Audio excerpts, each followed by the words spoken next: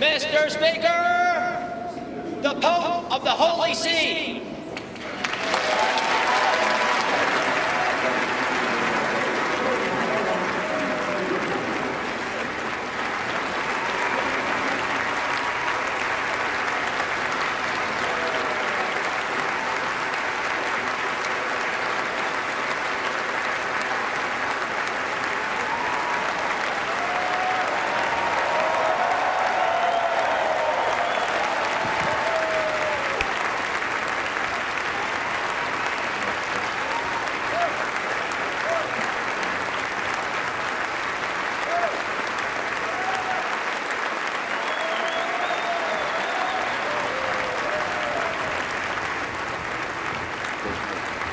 A robust welcome for Pope Francis as he entered the House chambers. You notice the only person he stopped to address and shake the hand of is Secretary of State John Kerry.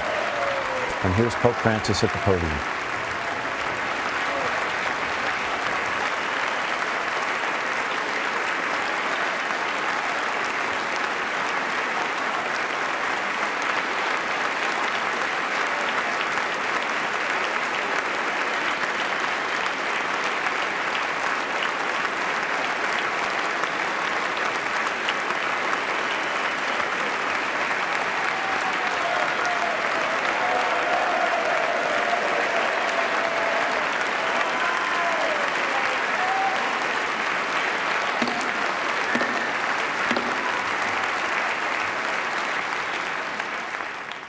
Members of Congress, I have the high privilege and distinct honor of presenting to you Pope Francis of the Holy See.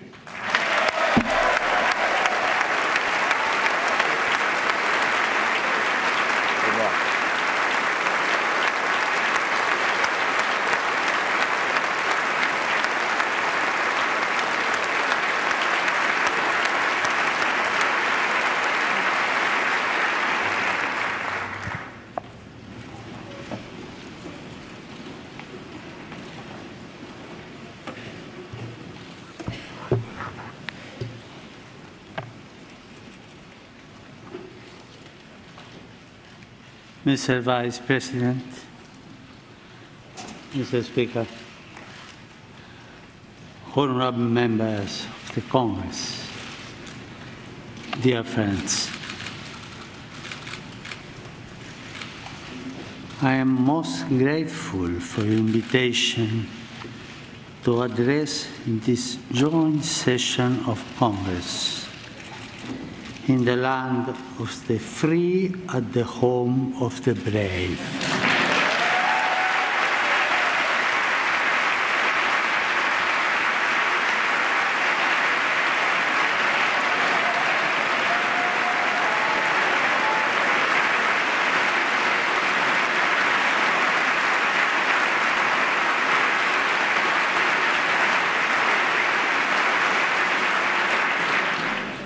I would like to think that the reason for this is that I too am a son of this great continent from which we have all received so much and toward which we share a common responsibility.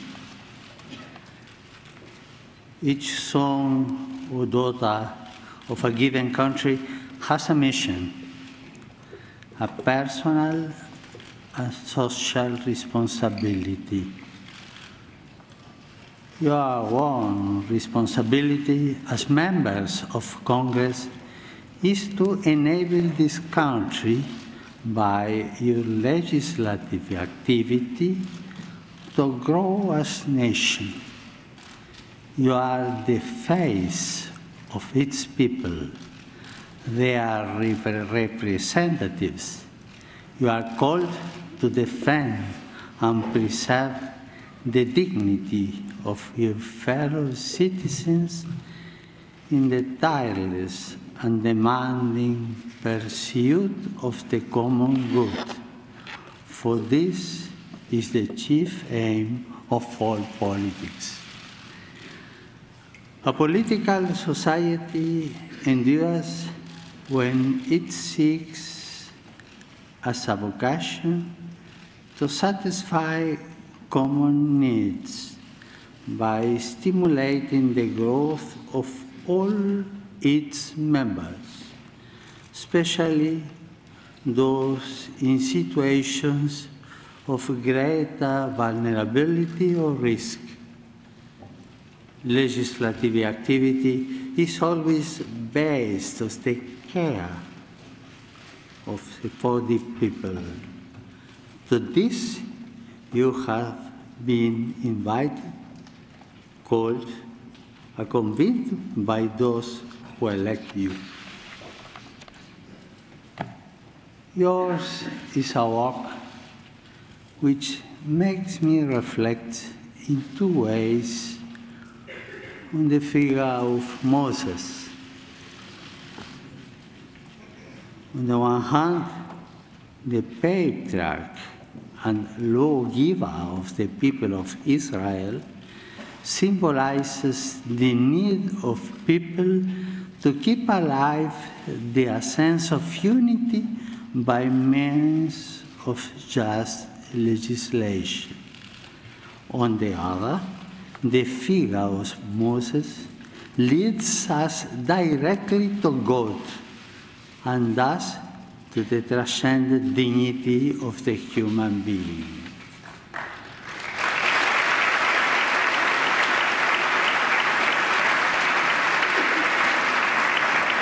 Moses provides us with a good synthesis of a walk. You are asked to protect, by means of the law, the image and likeness fashioned by God on every human life.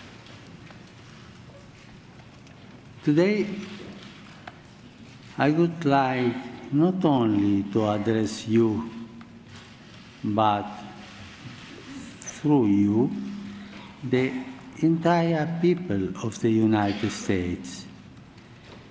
Here, together with the representatives, I would like to take this opportunity to dialogue with the many thousands of men and women who strive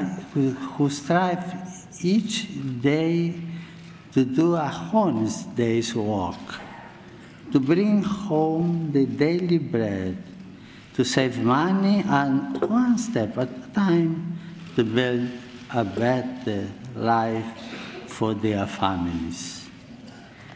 These are men and women who are not concerned simply with paying their taxes, but in their own quiet way, sustain the life of society.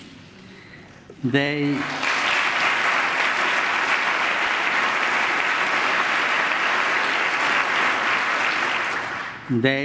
generate solidarity by their actions, and they create organizations which offer a helping hand to those most in need. I would also like to enter into dialogue with the many elderly persons who are a storehouse of wisdom forged by experience and who seek in many ways, especially through voluntary work, to share their stories and their insights. I know that many of them are retired, but still active. They keep working to build up this land. I also want to dialogue with all those young people who are working to realize their great and noble aspirations, who are not led astray by facile proposals, and who face difficult situations, often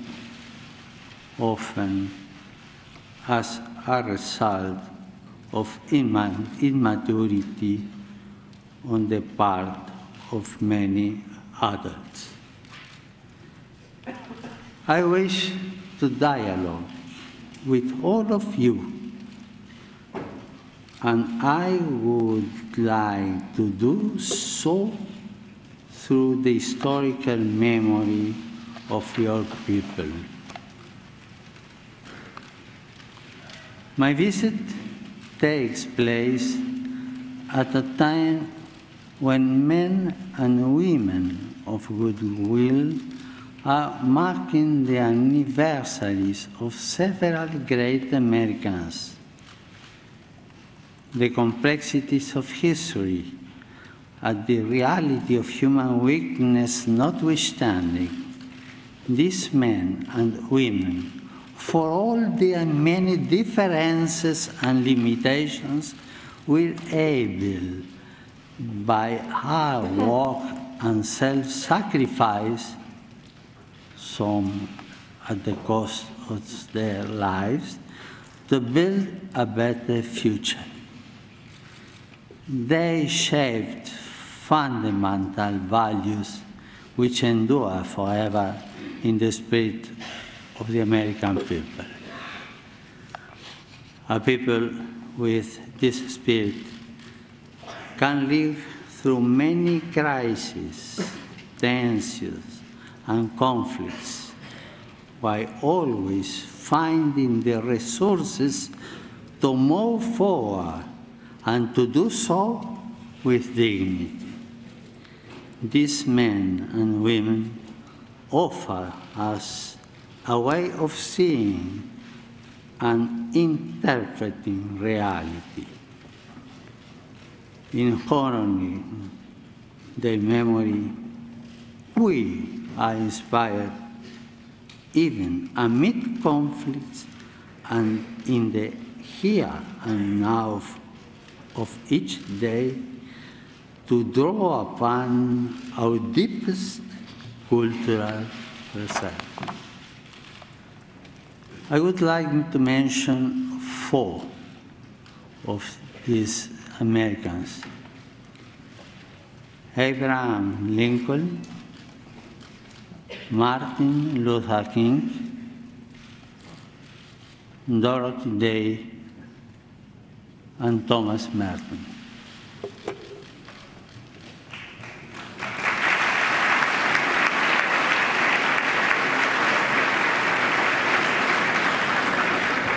This year marks the 150th anniversary of the assassination of President Abraham Lincoln, the guardian of liberty, who labored tirelessly that this nation under God might have a new birth of freedom. Building a future of freedom requires love of the common good and cooperation in a spirit of subsidiarity and solidarity. All of us are quite aware of and deeply worried by the disturbing social and political situation of the world today.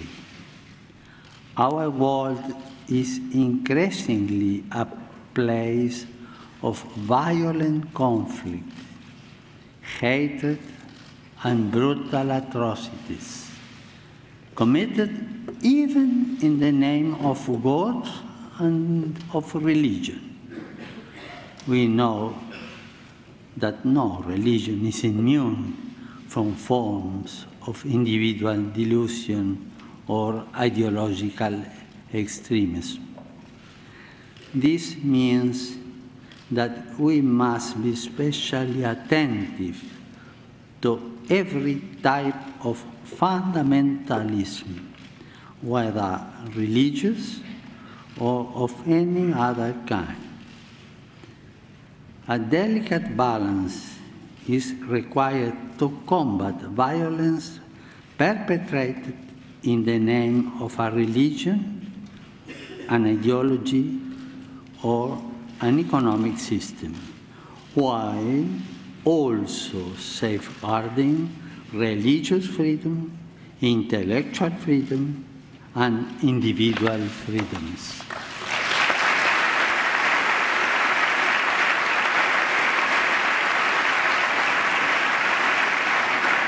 But there is another temptation which we must especially guard against. The simplistic reductionism which sees only good or evil, or, if you will, the righteous and sinners.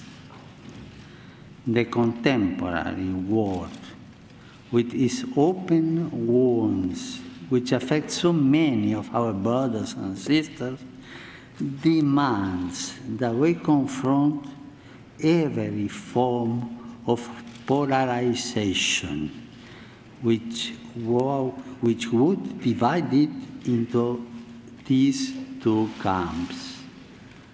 We know that in the attempt to be fit of enemy without, we can be tempted to feed the enemy within, to imitate the hatred and violence of tyrants and murderers is the best way to take their place. That is something which you, as people, reject.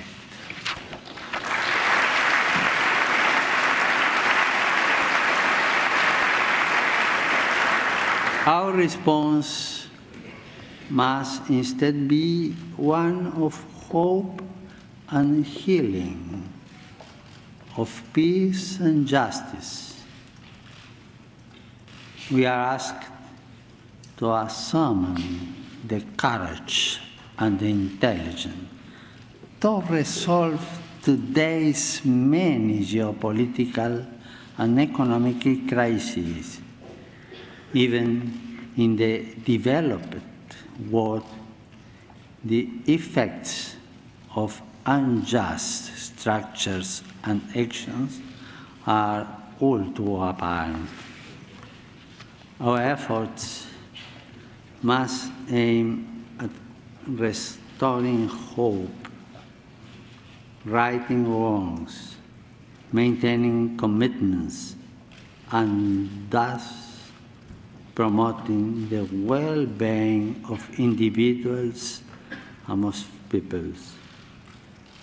We must move forward together as one in a renewed spirit of fraternity and solidarity, cooperating generously for the common good.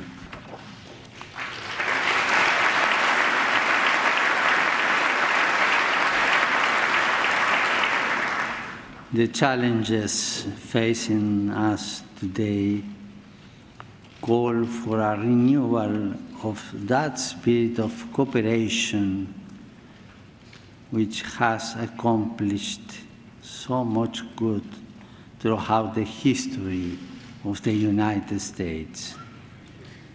The complexity, the gravity, and the urgency of these challenges demand that we pool our resources and talents and resolve to support one another with respect for our differences and our convictions of conscience.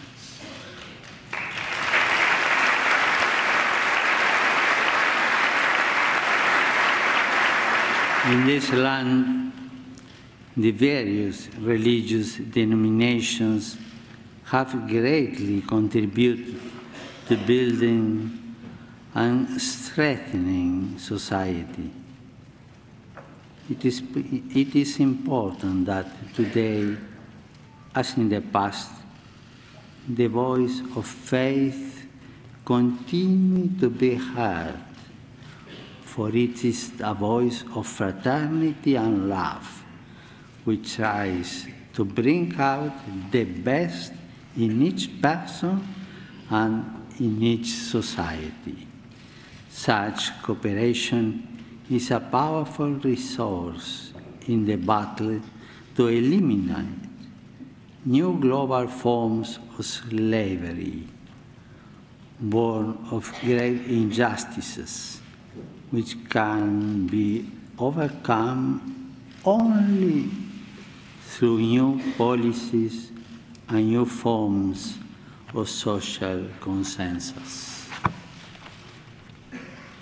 Politics is instead an expression of our compelling need to live as one in order to build as one the greatest common good, that of a community which sacrifices particular interests in order to share injustice and peace, its goods, its interests, its social life.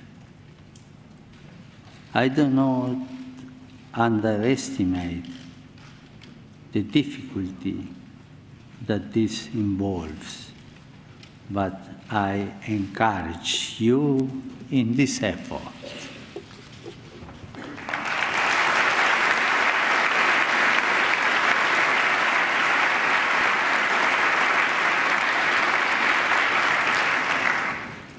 Here too, I think of the march which Martin Luther King led from Selma to Montgomery 50 years ago as part of the campaign to fulfill his dream of full civil and political rights for African Americans.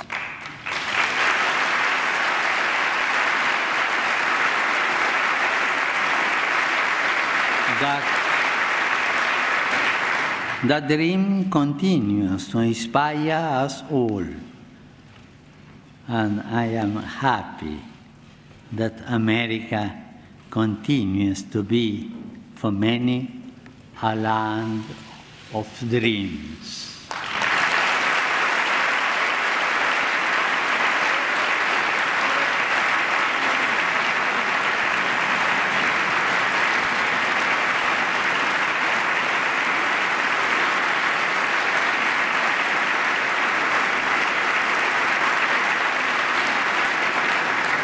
Dreams which lead to action, to participation, to commitment.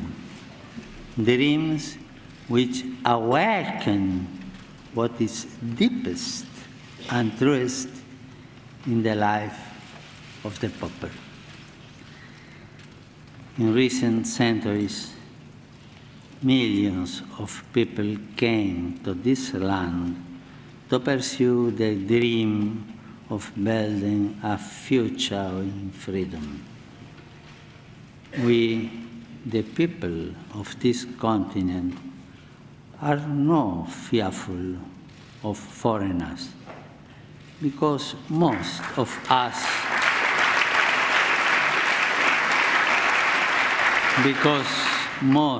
us were once foreigners.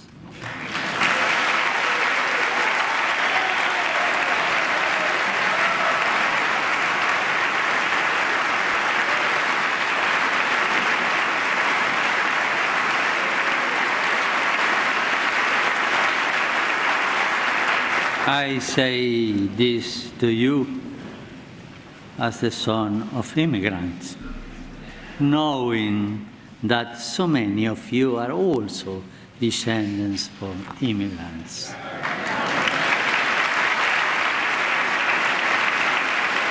Tragically, the rights of those who were here long before us were not always respected. For those peoples and their nations, from the heart of American democracy, I wish to reaffirm my highest esteem and appreciation. Those first contacts were often turbulent and violent, but we know that it's very difficult to judge the past by the criteria of the present.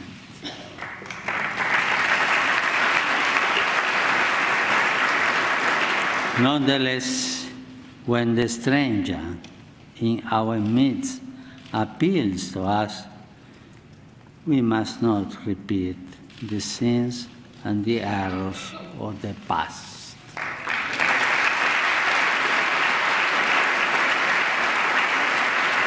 We must resolve now to live as nobly and as justly as possible, as we educate new generations not to turn their back on our neighbors and everything around us.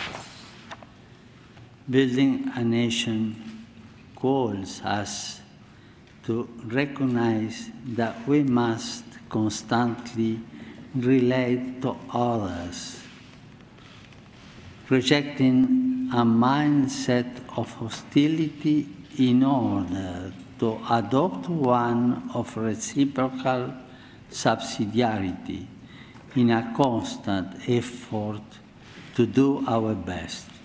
I'm confident that we can do this. Our world is facing a refugee crisis of a magnitude known since the Second World War. This presents us with great challenges and many hard decisions. On this continent, thousands of persons are led to travel north in search of a better life for themselves and for their loved ones, in search of greater opportunity. It is not what we want for our own children.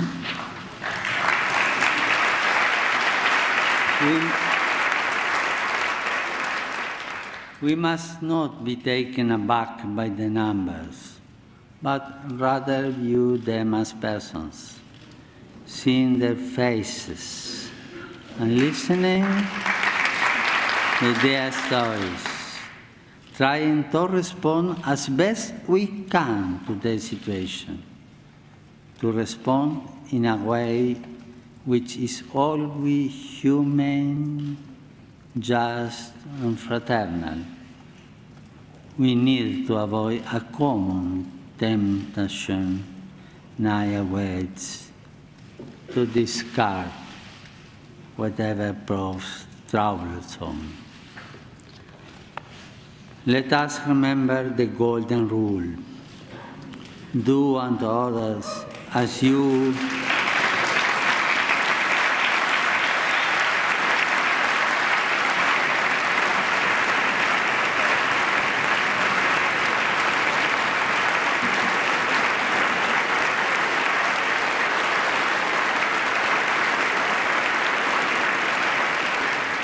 do unto others as you will have them do unto you.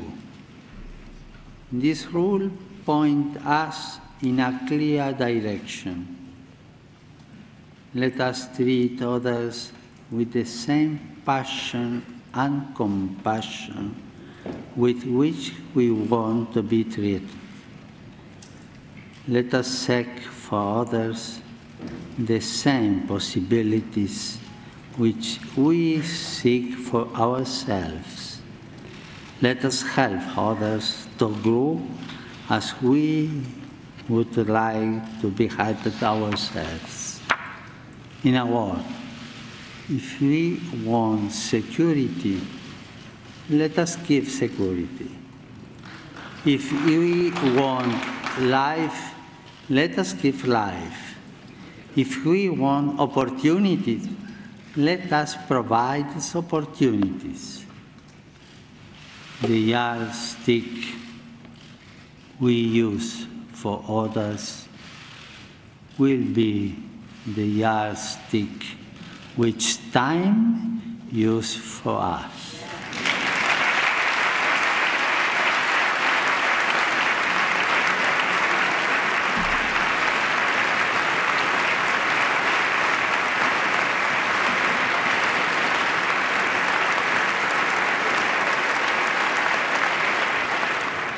The Golden Rule also reminds us of our responsibility to protect and defend human life at every stage of its development.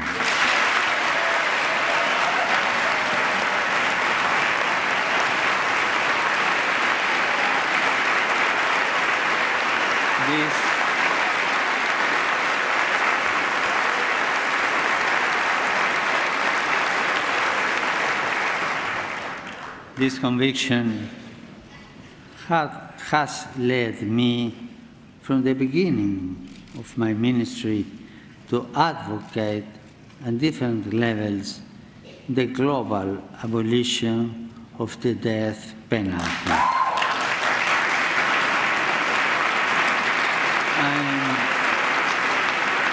I am convinced that this way is the best, since every life is sacred.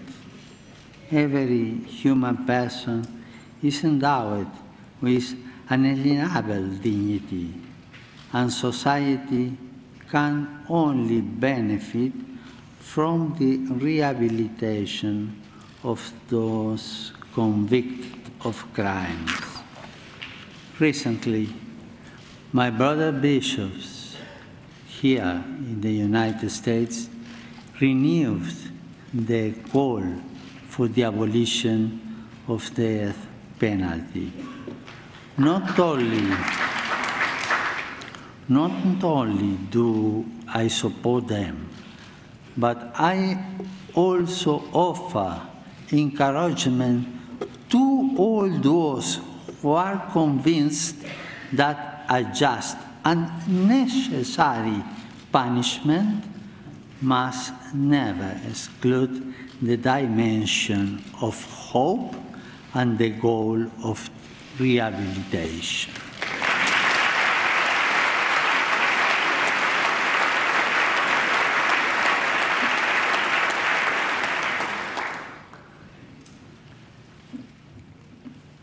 In these times, when social concerns are so important, I cannot fail to mention the servant of God, Dorothy Day, who founded the Catholic Worker Movement.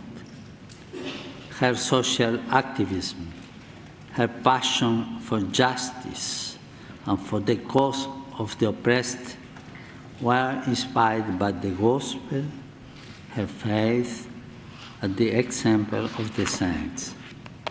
How much progress has been made in this area in so many parts of the world? How much has been done in these first years of the third millennium to raise people out of extreme poverty? I know that you share my conviction that much more still needs to be done, and in times of crisis and economic hardship, a spirit of global solidarity must not be lost. At the same time, I would encourage you to keep in mind all those people around us who are trapped in a cycle of poverty. They too need to be given hope. The fight against poverty and hunger must be fought constantly and on many fronts, especially in its causes. I know that many Americans today, as in the past, are working to deal with this problem. It goes without saying that part of this great effort is the creation and distribution of wealth. The right use of natural resources, the proper application of technology, and the harnessing of the spirit of enterprise are essential elements of an economy which seeks to be modern, inclusive, and sustainable.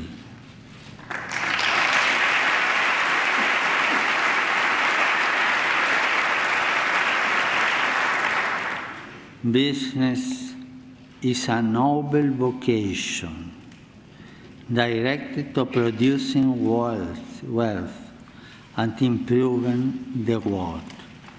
It can be a fruitful source of prosperity from the area in which it operates, especially if it sees the creation of jobs as an essential part of its service to the common good.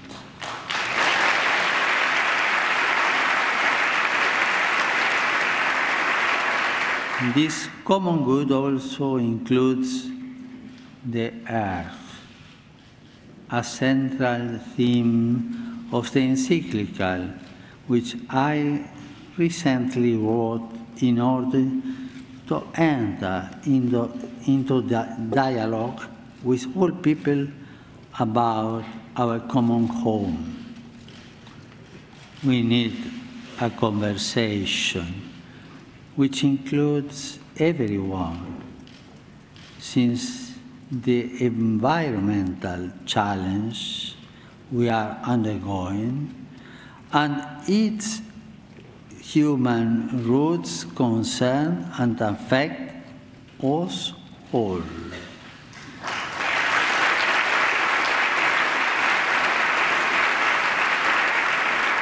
In Laudato Si, I call for a courageous and responsible effort to redirect our steps and to avert the most serious effects of the environmental deterioration caused by human activity. I'm convinced that we can make a difference, I'm sure. And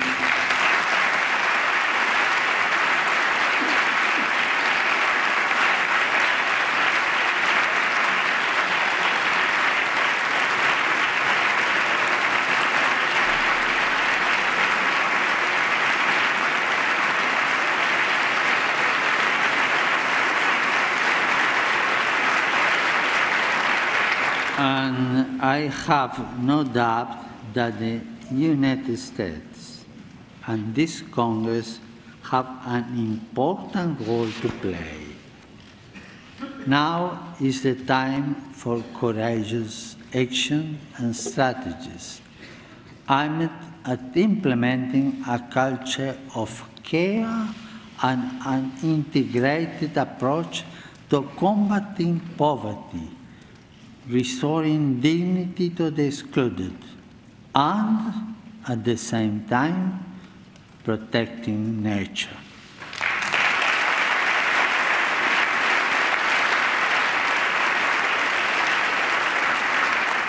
We have the freedom needed to limit and direct technology, to devise intelligent ways of developing and limiting our power, and to put technology at the service of another type of progress, one which is here, more human, more social, more integral.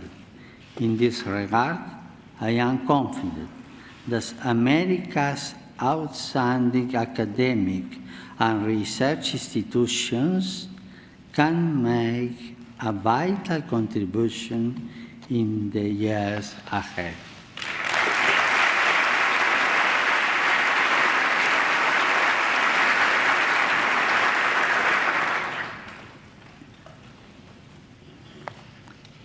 A century ago, at the beginning of the Great War, which Pope Benedict XV termed a pointless slaughter, another notable American was born, the Cistercian monk Thomas Merton. He remains a source of a spiritual inspiration and guide for many people. In his autobiography, Merton wrote, "I came into the world free by nature, in the image of God.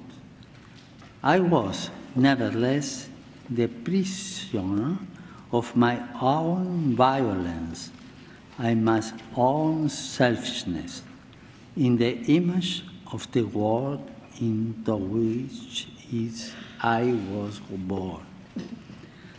That world was the picture of hell, full of men like myself, loving God and yet hating Him, born to love Him, living instead in fear of hopeless self-contradictory hungers. Merton was, above all, a man of prayer, a thinker who challenged the certitudes of this time and opened new horizons for souls and for the Church. He was also a man of dialogue, a promoter of peace between peoples and religions. From this perspective of dialogue,